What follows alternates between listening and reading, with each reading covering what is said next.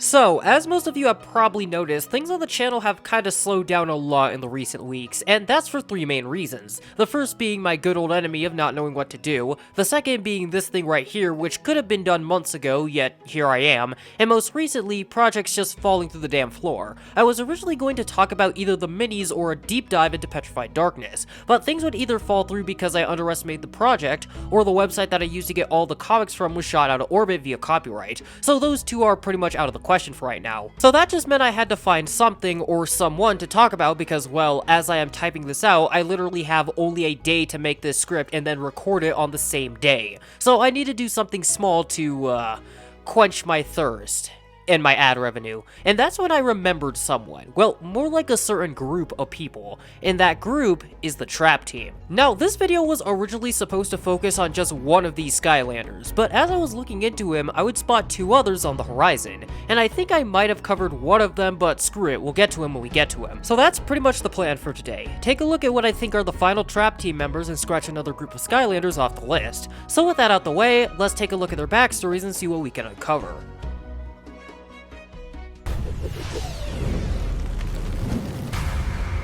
Boom time! Now, before we get to the more intriguing Skylanders of today, I think it would be best that we start out with what I think is the least known Trap Skylander. Kaboom. Kaboom is what I'd like to call a filler Skylander, and those are usually Skylanders that are part of a certain gimmick group just because they need an extra member for a certain element. And I know that sounds a little harsh, but just look at him.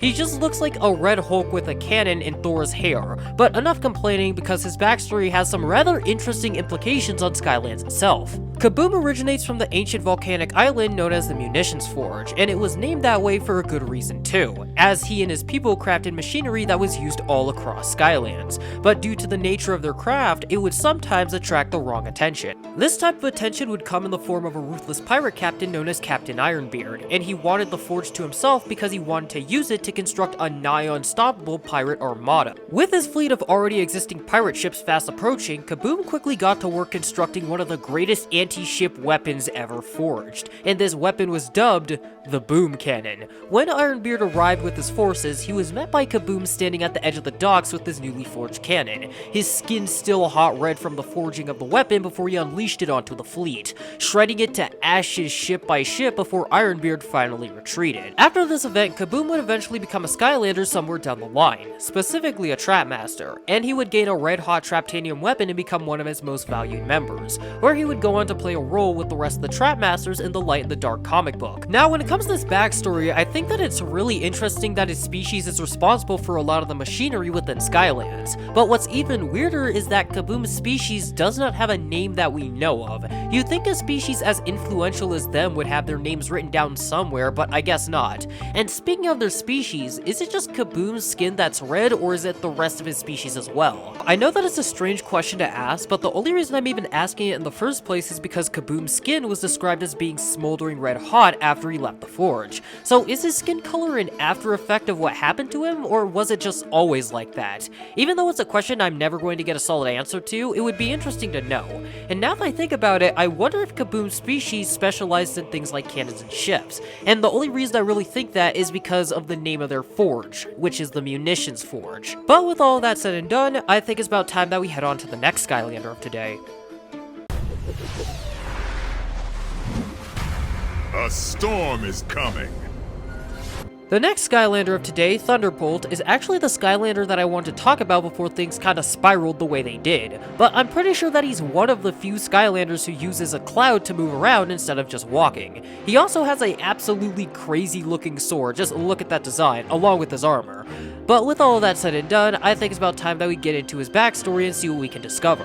Now, interestingly enough, Thunderbolt isn't related to the Cloud Kingdom at all like many of us have probably thought, but instead he comes from a mountain known as Mount Cloudpierce. Not Cloudbreak, I know they sound similar, but Cloudpierce. He was known there for being fiercely strong and competitive, which was probably caused by his people's yearly contest to determine who would wield the Storm Sword, a legendary sword with the power to change the seasons in Skylands. You heard me correctly, but I promise that I will get to it in a second. Thunderbolt saw this as a great honor, and one year, he would actually win the competition, but as he was about to receive the sword, a frost mage would abruptly drop in, snatch it away, and then plunge all of Skylands into a wintry deep freeze. Thunderbolt, probably pissed off like never before, would go after the mage, and riding on a chain of lightning, he would overtake the mage and reclaim the sword before returning Skylands to its natural season. And soon afterwards, Thunderbolt would be made a member of the trap team, and be given his sword that most people know him for. I'm gonna be honest with you, if I was Thunderbolt, I'd be mad as hell, to the point that you probably couldn't approach me for like an hour if this actually went down. Imagine if you went through all of this stuff for the magical weather sword and rightfully won it, only to lose it because you're a Skylander now. A gimmick Skylander. No wonder he looks like he's in a perpetual state of crashing out in his splash art. It's probably just the residual anger from when this happened. And speaking of which, how the hell was the mage able to get his hands on that sword? That is a downright apocalyptic weapon if you think hard enough about it. Who, how, and why was something like this strong even made in Skylands? How was it even made in Skylands? I know that there's some borderline insane weapons and items in Skylanders, but this is a whole nother level of broken. But with all of this said and done, I think that it's about time that we get into the final Skylander of today.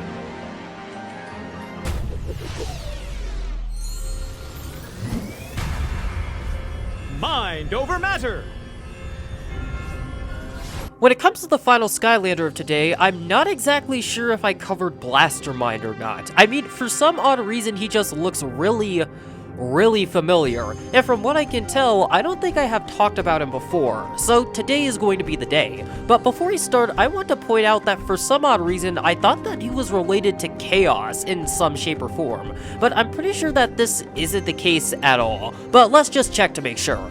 Before Blastermind was a Skylander, he used to live in the Sardonic Mountains, and he was well known as the hide-and-sheep champion, a game that he played regularly with his friends. But one day, when he was about to set a new record for the game, the ground would suddenly collapse beneath him, sending him into a deep, mysterious cavern filled with crystals. And when his friends tried to help him, they would come face to face with a dangerous ham dragon. Now, while this was going on, Blastermind had thought all hope was lost until he realized that the cave was filled with psionic crystals, which were apparently used by the ancients to amplify their thoughts. These crystals would somehow hear his worried thoughts about saving his friends and saw him as worthy to wield their powers, so they bestowed their psionic power upon him.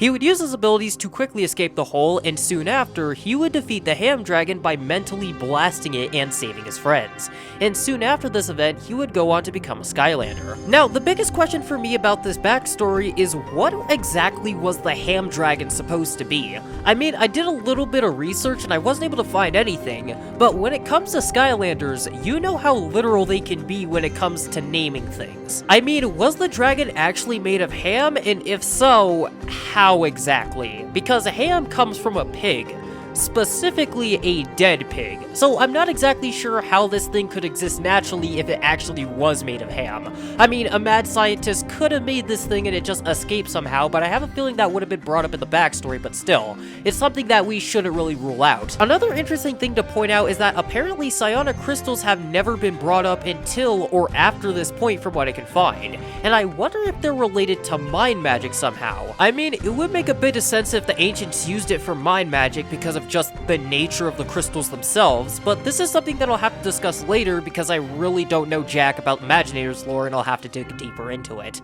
But with all that said and done, I think that this is where I'm going to wrap things up for today. So thank you for watching. Like always, hit the subscribe button if you enjoy content like this, share this around so I can grow the channel, leave some comments down below to make the algorithm happy, check out Return to Skylands along with the official Discord, my other lore videos, and the music used in this video, and I will see you all in the next one.